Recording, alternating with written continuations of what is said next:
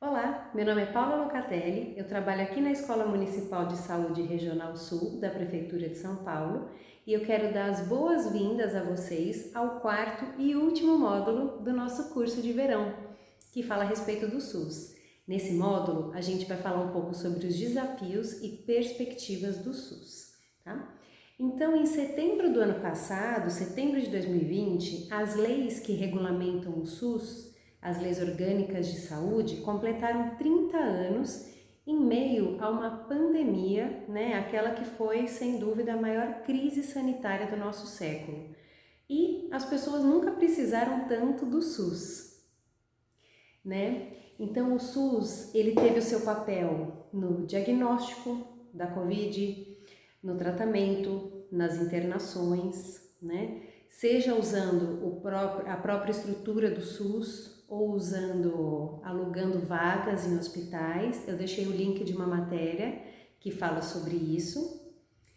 E agora vacinando as pessoas, né? Então esse arcabouço que a gente tem para fazer uma vacinação rápida, eficiente, com um esquema de drive-thru, que é uma coisa super inovadora, a gente só tem tudo isso graças ao SUS, né?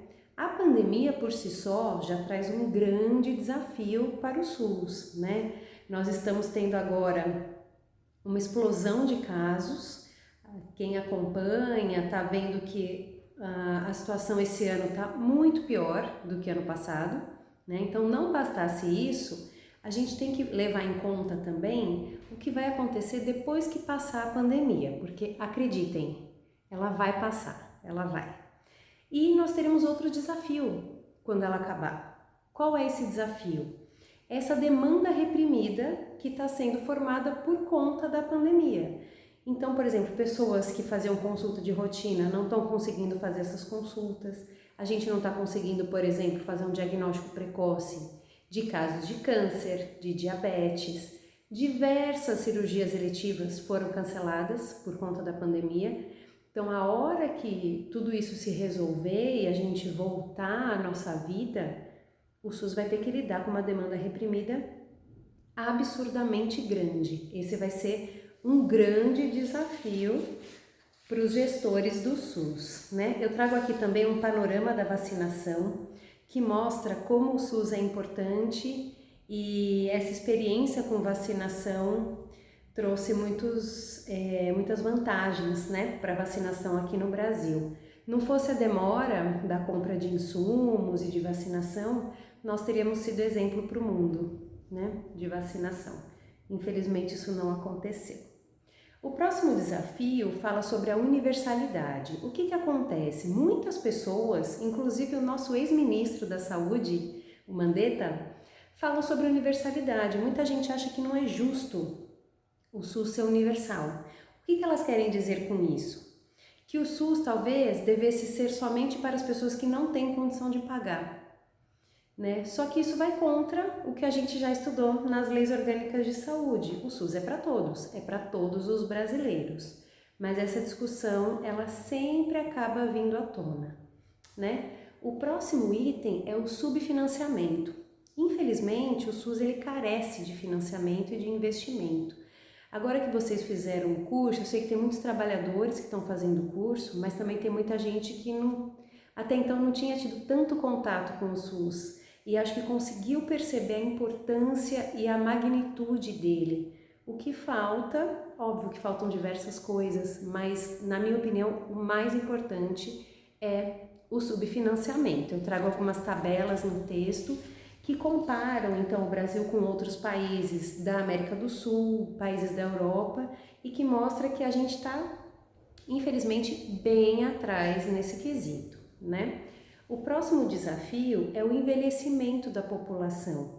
O que isso nos traz, né? A gente está vendo agora, por exemplo, a vacinação começou em janeiro, nós estamos no dia 15 de março, eu estou gravando esse vídeo no dia 15 de março.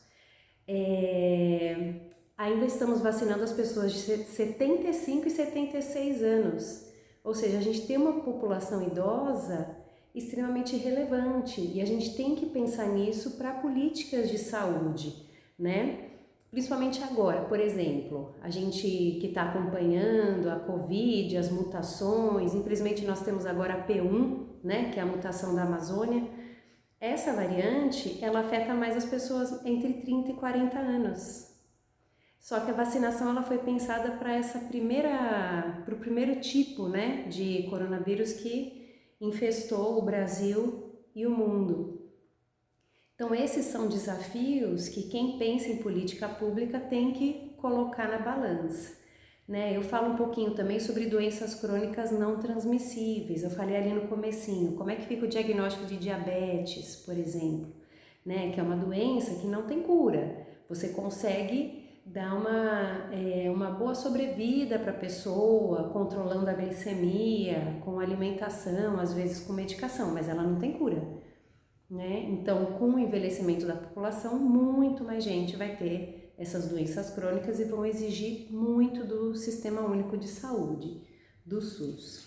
Outro desafio que eu trago aqui são as organizações sociais de saúde, que a gente chama de terceirização da saúde. Algumas pessoas usam o termo privatização, mas eu não sei se ele cabe aqui, eu acho que está mais para uma terceirização mesmo. A OS, né, as OSs, elas têm sim as suas vantagens. Na minha opinião, a maior vantagem de uma OS é a rapidez com que a OS consegue adquirir insumos. Porque nós, aqui da prefeitura, aqui da direta, tudo que vai ser comprado, todos os insumos, tem que passar pela lei de responsabilidade fiscal.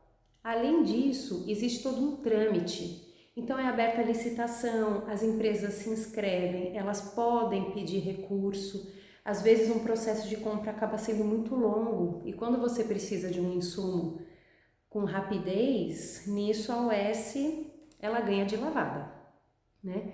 Ela traz como desvantagem uma alta rotatividade. Muitos estudos dizem que elas pagam menos do que o habitual no mercado de trabalho. E esse seria um dos responsáveis, além da precarização do trabalho, pejotização do trabalho também, por essas OSs, e que é um modelo que infelizmente está em voga aqui no Brasil.